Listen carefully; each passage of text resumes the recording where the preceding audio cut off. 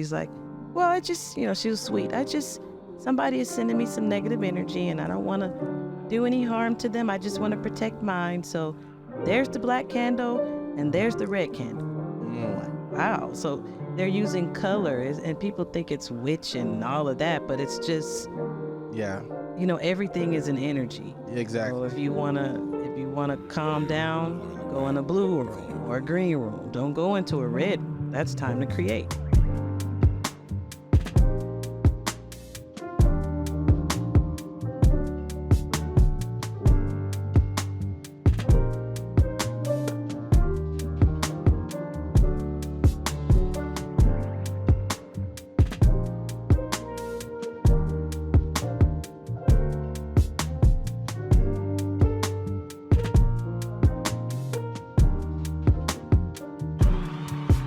Yo, what's up, everybody?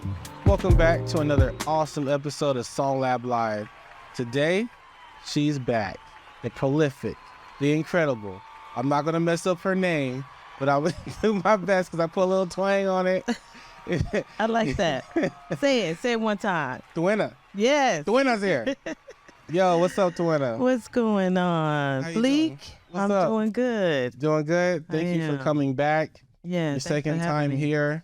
We're more official now, we got like different cameras and stuff set up here now. See, I'm like, we're growing. Moving on up. You know what I'm saying? We're in motion over here doing some special things, but I appreciate you coming here. I appreciate you bringing these fantastic pieces to show our audience here. Thank you for we're gonna take some pictures of them after our conversation, and we're gonna post some images so they can see your work here. Oh, thank you. But really incredible stuff. How have you been doing? I've been doing good. I've been more in creative mode, and it feels good. Yeah, now, bring the mic a little bit, or scoot up a little bit closer. Okay. Perfect. Yeah, I got you there. Got you. That way you don't have to talk very long. Yeah.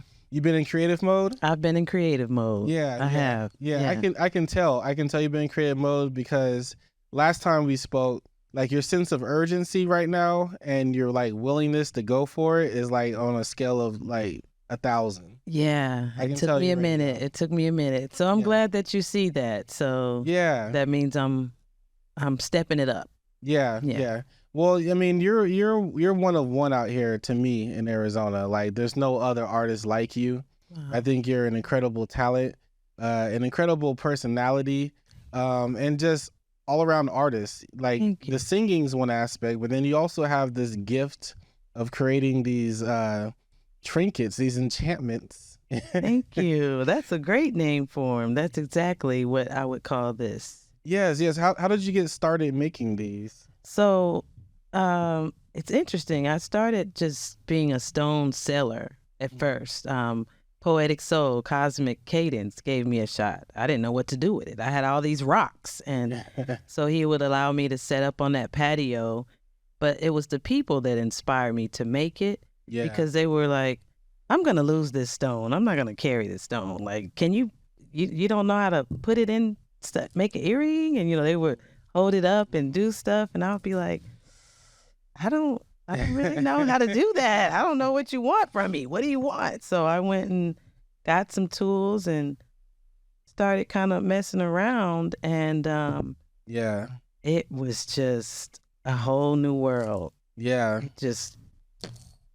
And then I went to a jewelry store, Bernie's Beads. He's like my mentor with beads. And I was only doing like the string bracelets like this. And he was like, sit down. I was purchasing beads, but he gave me a free lesson, showed me how to put a necklace together, what to do with the wire, the crimps, and I now know that he needed me to buy more beads out of his store. Yeah. But it was still a give and give situation, and that is honestly how I got started. Yeah. He showed me one time. Oh, that's beautiful. In these relationships, you find that like, he wants you to buy beads, but it's also like a stepping stone. It took you in another direction and it brought you into another path, another skill. But you said you were collecting stones. Like, were you always collecting stones? Is that always a hobby of yours? Since I was a little kid, actually. Yeah, I remember, and because I'm from Little Rock, Arkansas. So we have some of the best quartz crystal there. I didn't find that out until now, but I remember finding, interesting rocks. I found a big, yellow sulfur rock, and I noticed it stunk, and I was like, it smells like a fart and all that. But I also used to collect stamps. I would take the stamps off of, I was fascinated with all the different things, and I would also make my own Barbie dolls, clothes, stuff like that. Yeah. Cut up my T-shirts and tie and sew, and you're just an all around creative person. We just lock you in a room with a paintbrush. You're gonna just start let me painting. go. I have paint everywhere. No, that's incredible. So you mentioned the tools. What type of tools does it take to actually assemble some of these things? So, like, what's the process of? Like for this, it would take. This is just copper, and to bend the copper, you need they look like little pliers, to grip it and go around. Cutters to cut the copper. What other tools? I have some that. Like if I make my own earring post, so it won't be all scratchy to your skin, is a tool to round that out and make it smoother. It's all kind of different. It's so I haven't even cracked the shell of tools yet. I'm gonna have to go to school. I think I'm gonna go to. That's incredible. So how long does it take to make a piece? And what are some of the properties of some of these type of pieces? So I mentioned you said something was good for your liver or your kidney or something. Yes, so that would be, I'm wearing this. It's a hematite. It looks like a black, platinum, silverish color. You see it all the time, right? Yeah. This is good for your blood circulation. It's good for your heart. I don't think I have any on here, but like rose quartz, and this piece that I made for Lady J. She doesn't know it yet. I'm gonna send her a picture. But shout out Lady J. Yeah, shout out Lady J. She is to me like this is her house. Yeah, that's the way I see it. Arizona. Like she's done her and her mother. There's a whole story on her. You have to interview her. Yes. But this piece is for her. But I included rose quartz, because it's a stone of love. It's supposed to, pump more love to your heart and things like that. So I thought about her. And then she's on stage, so this is going to bling. And then this is a tree. So I feel like because this is her city, this is a tree, and her branches, she's branched off in other people. Yeah. Okay. So, wow. Today just happens to be Valentine's Day. Oh, yeah. You know what I mean? So with the rose cord going on there. Yeah. And then, cool like this one, it has, I'll take it off and you can look at it closely. That purple stone is called a lepidolite, and it has lithium flakes in it. Lithium is used to help with depression and anxiety. But they were trying to give people that internally, and it was helping them, but it was also killing them. It was making them calmly die. Oh. So they figured out that just wearing the stone lets off enough lithium, the right amount, in your blood system.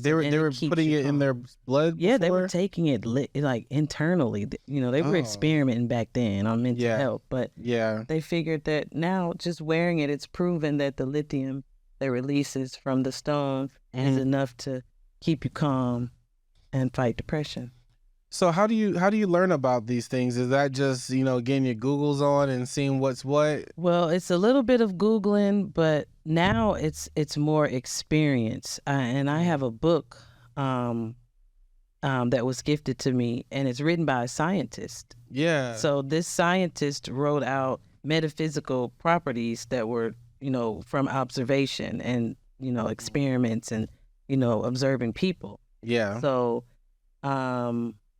that one book, it's like a recipe book for crystals. Somebody can say, I've been putting them together, and then now I've gotten testimonials to see, from people. Like I had a lady that was pregnant, and she was on bed rest. She's like, I need you to make me a crystal, help me keep this baby safe. And I was like, so I went in the book No pressure. Prenatal, I know, prenatal, and I found all the good stones, and it started to make sense by color, like why this stone would be good for this. Yeah. And then I put it together, forgot about it. Then like a year later, she's like, "Oh yeah, by the way, here's a picture of the baby." A week after I started wearing the necklace, I got taken off of bed rest, and everything was fine. Wow. So now it's tried in my eyes. It's tested, but like this selenite, it's like a white stone right here. I have on my TikTok an experiment that rest my cat's soul, Mango. He gave me the proof of how the energy of that stone works. And how did Mango show you how it works? So at home, I have a selenite wands. They're about this long and about this thick. And so they say that it's very healing for cats, and they pick up on the energy, your pets. So he was asleep, and my lady was on the bed with us, and he was knocked out like this. Hand over his paw over the eye, right? Yeah. So I took the wand and was just lightly going over his body with it. And then when I got to his feet over the wand, his whole body started ticking. It's on TikTok. Yeah. Yeah. Wow. There's, the science to this is so interesting to me, because some of it is just like an innate feeling. Yes. Like, you know what I mean? It's almost like the science, it's a science thing, but it's hard to call it science. Yeah. Because it's like, it's metaphysical at that point. It's just something there that we're trying to figure out what it is, but it's doing something, and it's doing that thing. Doing that thing. It is. It really is. Yeah. And I learned the hard way with crystals because my lady's friend, I worked for him at the gym show once in Tucson. And he's like, "You have a natural affinity for these things. I'm going to gift you some." But I thought he was going to give me a pocket full and send me on my way for working for him for the day. Yeah. Trays. Seth Marinick. Shout out to Seth Marinick. He is my crystal godfather. Yeah. He gifted me trays of crystals that I didn't know properties, anything, and I learned, like, bringing them in my home. My cats went crazy. Like, they started doing stuff like, we come home and they're on the top of the refrigerator. Like, "You've never done that. What are you doing?" What? Yeah, they would be darting. And then I had to learn that when you're storing them, don't put the red crystals with the blue ones, because the blue is trying to stay calm and red and orange are turning up. And it makes sense in color. Red is the go, when you look at commercial advertisements. Yeah. Red everywhere, because that's... Yeah. So I had to learn by trial and error. Yeah. Yeah. That's so interesting that the cats were feeling it. They will tell you about energy. Yeah. Yeah. Cats sure will. Animals will tell you. Any animal in general. Yeah. Fascinating. And I think, the healing properties within these gems is also fascinating. And it's something that you kind of learn by experimenting. You learn by trial and error, and then you kind of see what works and doesn't work. So you got your personal experience, and then I'm sure as you talk to other people that are using these gems, they might give you advice on how they use them. Yeah. What worked for them. Oh my goodness. Yeah, I learned so much from people. Like, so many people. I worked in a metaphysical shop once, and I started seeing all of these elderly white ladies coming in, buying black candles or red candle. I'm like, what kind of witchery is going on? I was halfway, 1 foot in and 1 out the door. But I finally asked the lady. She's like, "Well, I just, she was sweet. Somebody is sending me some negative energy, and I don't want to do any harm to them. I just want to protect mine. So there's the black candle and there's the red candle." I'm like, wow. So they're using colors, and people think it's witch and all of that, but it's just... everything is an energy. Exactly. So if you wanna calm down, you go in a blue room or a green room. Don't go into a red room. That's time to create. Yeah. And there's a reason for everything. So working in that store really helped me to broaden my magical ear, because there was some magic going on in that store. Yeah. It was. Did you ever experience something that it was kind of hard for you to explain in the realm of metaphysics or just maybe even working at that store? Anything that? Oh, especially at that particular store. This store it's in Phoenix. It's called Jan Ross New Age Books and Gifts. And I didn't know the history of that store. It was just a metaphysical store, but I started noticing that the front door at night, because it has a little bell on it, would just open. So my brain kind of dismissed that stuff and just attributed it to the wind. Yeah. But one day, it was still.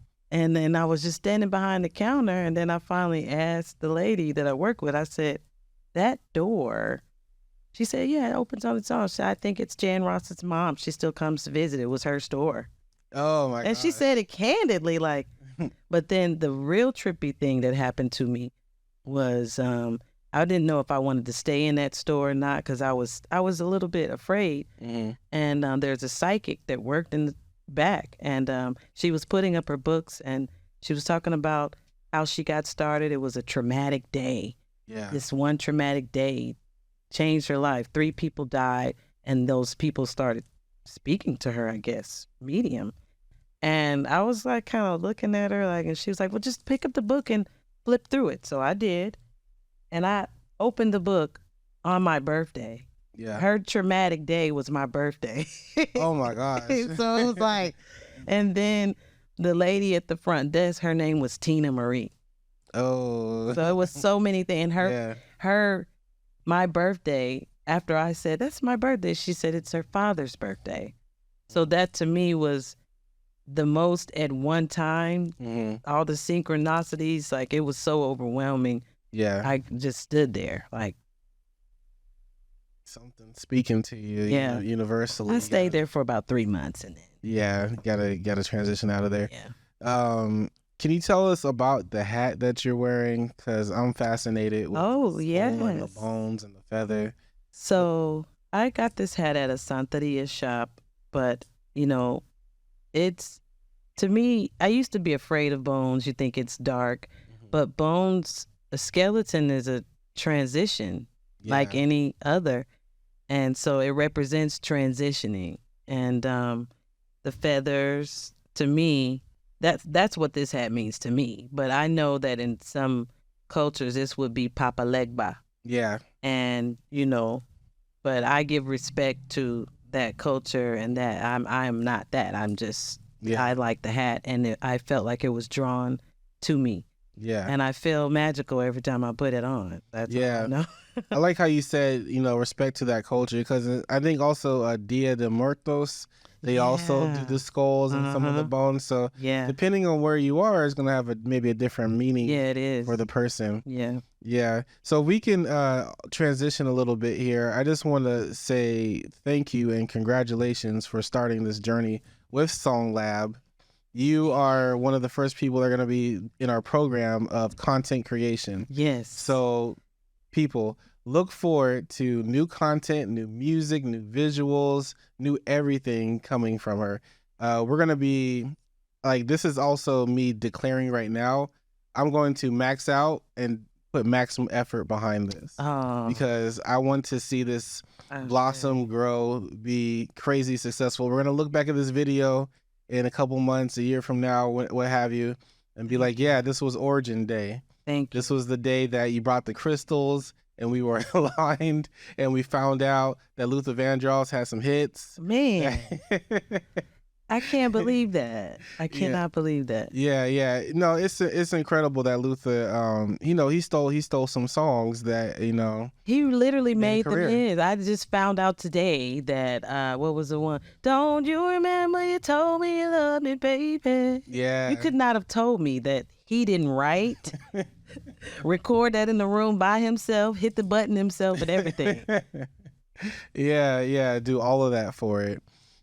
So if someone is interested in purchasing your items here, how do they go about doing that? So we're going to go to, it's called Crystal Lady 11 on Etsy. Okay. Yeah. But I don't know, will we be able to put up the link? Because yeah, so send me the link and then I can flash it on there. I'll flash the link. Yeah, because I want to make sure I sent the right flashed it because it's post edit, so y'all see it there. Yeah. But yeah, we can flash the link. I also will include the link in the description. So when people read the summary of the interview, your link will be there as well. Okay. Yeah. So Etsy, guys, make sure you go buy some of her items there. Also, can they reach out to you like DM or Instagram or? Yeah, my TikTok is TikTok. The Crystal Lady, Crystal Lady 1111, and that's on Instagram as well. The same hashtag. Crystal Lady 1111 on Instagram and TikTok. Yes. Okay, perfect. So y'all make sure you like these pieces are so enchanted. I know we talked about this briefly last time, but she gave Erykah Badu a piece. The glasses. She has 3 of my pieces. She has 3 now. Yeah. I knew she had 1. The Unfollow Me tour, she came back. You gave her another piece then. I got up there again and I gave her a crown that has a third apple tree on the third eye. I know, glasses, and then a crown that glows in the dark. Okay, we're gonna manifest a meeting between you two. And I had a necklace that I was giving her, and when you look at the video, you'll see it's on a big yellow paper. I wrote it down. Yeah. And for some reason, when I pulled my hand back, the necklace broke. It came back. The information came back with me. Yeah. She got everything else, but the one thing I wanted her to have, she didn't get. Yeah. Okay. Erykah, Miss Badu, if you're listening to this, please, hit us up. We would love to have you on the show, have you connect with Tuena. And, thank you for accepting her gift on stage. Oh, my goodness. Yeah, Thank you. That was incredible. I was there that night. You were? I was there. Yeah, I saw wow. it. Yeah, because I was just, for one, it's a phenomenal show, but then that was just like something extra that I just thought was special. Wow. We knew each other then. Kind of. It was me when it happened? I didn't know it was you. Oh, wow. Yeah, I didn't know that was you. Actually, no, I didn't know you then. Oh, wow. Yeah. That is crazy. Yeah, amazing. The second time I went, I wasn't in the front row. I was on the floor, but like in the 5th. And when she turned around, she had on a Tupac t-shirt. Oh, wow. So when I saw that t-shirt, I said, I'm getting ready to hit it again. So I just I was standing on the chair and the security guard was telling me, get down. Yeah. So I just jumped down off of the ground and ran up to the front. I was like, excuse me. And the people, I was like, I have to give this to her. And they started backing up. Yeah. And I finally got up there and got it to her. Those Tupac t-shirts pop up on you. Why? Can you tell the audience why that's a special thing for you? So I have a song with Tupac. When I was signed to Interscope Records, I know Tupac is my guardian angel, and because at 17 I put that manifestation out. I was like, when I'm gonna do a song with him. I was listening to Doom Doom Doom back in elementary, thrived on misery, left me alone. I grew up amongst a dying breed, and I got so excited. I was like, I'm gonna do a song with him, and my friend was like, he's in California. We're in Little Rock, Arkansas. And she was like, okay. And so she joined her energy with mine, and we danced. And next thing you know, 21, 22 years old, I get the call to do the song. Beyonce was supposed to do the song, I hear. So that's how I know it's a guardian angel, because you don't go from Beyonce to Tina Jones on that label. That was my name. But there was Mary J. and anybody else they could have gotten, Yeah. And I got to do a song with the Trackmasters. They produced it. So that's incredible. That is so awesome. So thank you for coming on the show today. Again, give your social media so people can find you and get your jewelry. If you have any upcoming shows or performances, let people know about that. Okay, will do. Yeah, I actually do have 2 shows coming up in Maricopa. Am I able to send you the flyer? You could pop that up there too? Okay. Yeah, Maricopa, there's one Saturday and Sunday. Okay, of this week? Of this week. And speaking of Luther, Jazz, this singer, he's going to be doing a Luther tribute. Oh, incredible. And he, you have to take a double look. Like, when I saw him, I was like, and he sounds like him too. He looks like Luther? He looks like and Luther sounds like and sounds like him. Interesting. Wow. And that's what he does. He does Luther Yeah. impersonation shows. Wow, that's amazing. Let people know where they can find you on social media again. Okay, so my music social media is I am Tuena, Tuena Marie. I am Tuena Marie. My crystal IG is the Crystal Lady 1111, and that's the same on TikTok, the Crystal Lady 1111. Make sure you do just 4 11s, because there are some impersonators out there that are literally hitting up people in inboxes asking to send their deposit to them and all of this stuff, and yeah. So I will never hit you up and solicit. Yeah. Okay. Yeah. Don't get scammed, y'all. I would never just go to your inbox and I don't know you. Like, hey, you want to get some jewelry? No. Yeah.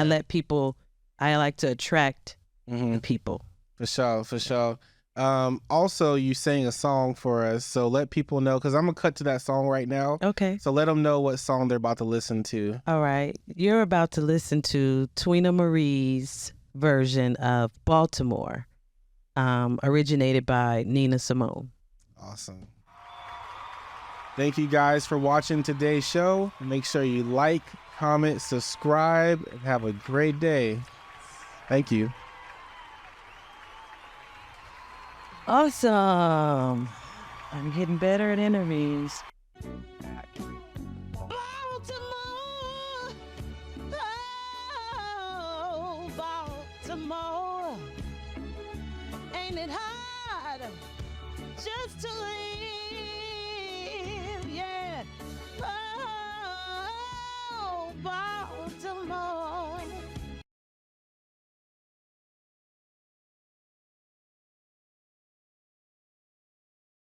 Yo, if you didn't know, Songlab Live is back.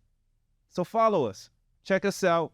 We got new podcasts, new interviews, plenty more content to share. Thank you very much.